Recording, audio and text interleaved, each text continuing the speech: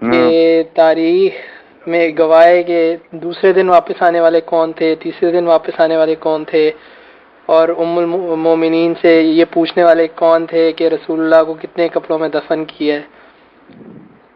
تو یہ اس کا کیا، مجھے نہیں پتا ہے کون سا واقعہ ہے، لیکن نہیں کیا اس نے کہا، ایک تو کپڑوں کا کہنا یہ تو صحیح بخاری میں ہے نا کہ حضرت ابوبکر رضی نے پوچھا تھا عمر بن عائشہ سے ذکر سے کہ حضور کو کتنے کپڑوں میں کیا، اور کیا باتیں بتائیں، اور دوسرے دن واپس آنے والے کون تھے، اور نہیں یہ اس کی باتیں غلط ہیں. اچھا رسول اللہ کے پاس ہی سب موجود تھے. وہ جو قضیہ تھا خلافت کا وہ اتنے دن جاری رہا، وہ تو تھوڑی دیر کی بات تھی، لوگ اکٹھے ہوئے، فیصلہ ہو گیا، آ گئے، سب کفن دفن کرایا.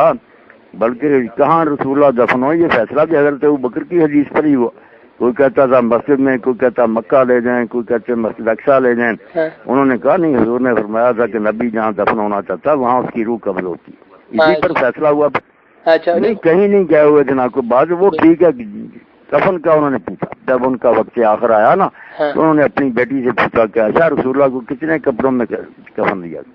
اس سے یہ نتیجے خام خواہ برے نکالنے سے نا، ہمارے سارے فوت ہوتے ہیں، لوگ کفن دیتے ہیں، کوئی ایک ایک بندہ جو نا اس وقت یہ پڑتال کرتا پھرتا.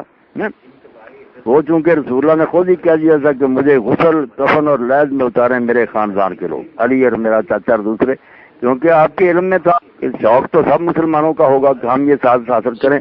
آپ نے منع کر دیا کہ نہ جھگڑا نہ کرنا، یہ غسل کفن دفن دینا میرے خاندان کے لوگوں کی ذمہ داری. اچھا تو حضرت ابوبکر اس کے بارے میں نہیں پتا تھا کہ کتنے کپڑوں میں انہیں دفن کیا؟ نہیں. اسی طرح حضرت عمر نے ایک آدمی سے پوچھا کہ رسول اللہ عید کی نماز میں کون سی صورتیں پڑھتے تھے، اس سے نتیجہ نکال لیتے ہیں کہ حضرت عمر آتے ہی نہیں تھے وہاں. یہ کوئی کرنے کی بات، اتنے لوگ عید پڑھتے ہیں، جمعہ کون ہے کہ یاد رکھتا ہے کہ کیا امام صاحب نے پڑھا. اچھا ٹھیک. اچھا اس کے علاوہ یہ ایک اور اس نے حوالہ دیا ہے تاریخ ابن خلدون کا.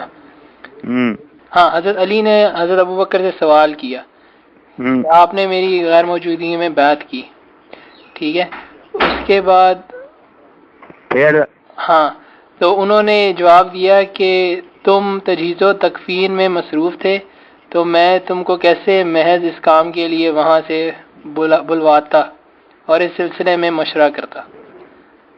آپ بات یہ سمجھیں بیٹا، ابن خلدون کتنی صدیاں بعد ہوا، یہ سارے بڑے بڑے مرد گزر گئے، کئی سو سال بعد وہ پیدا ہوا. اس نے بلا سند اپنی تاریخ لکھی، کسی روایت کا کوئی حوالہ نہیں دیا. پہلے تو جو تھے نا ابن جریر جیسے، وہ تو سند دیتے تھے نا حدیث کی طرح کہ مجھ کو فلاں نے بتایا، اس نے فلاں سے سنا.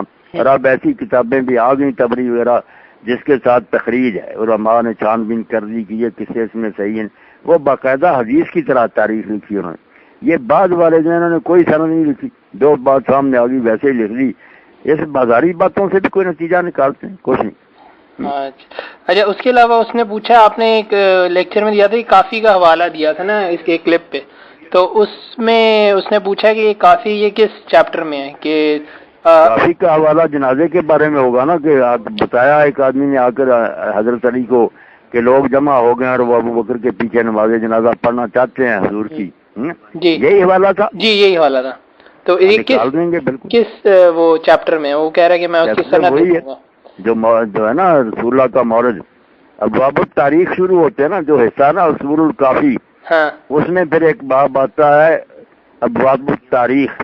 جب کتاب الحجہ ختم ہوتی نا اماموں کے بارے میں کہ 12 امام ہیں، ان کی شان بہت چیپٹر ہیں، اس میں پھر ایک باب شروع ہوتے ہیں ابواب التاریخ. حضور کے ہیں، پھر حضرت فاطمہ کے ہیں، بعد میں 12 اماموں کے، ان کی پیدائش ہیں، ان کی وفات، سب اس میں مولد النبی نکالنا کہ حضور کی پیدائش جو ہے اس میں سب واقعات آ گئے. یہ جنازے کا سند کیا صحیح ہے یا کیا اس کی سند اس کی ضروری حسن ہی قرار دیا، حسن قرار دی، کہ وہ کہہ رہا تھا میں سند دیکھوں گا اس کی.